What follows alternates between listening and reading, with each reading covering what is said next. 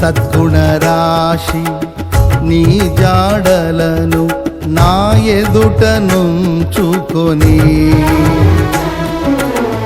గడచిన కాలం సాగిన పయనం నీ కృపకు సంకేతమే.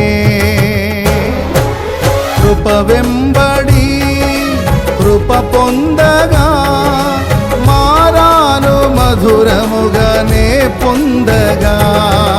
కృప వెంబడి కృప పొందగా మారాను మధురముగానే పొందగా.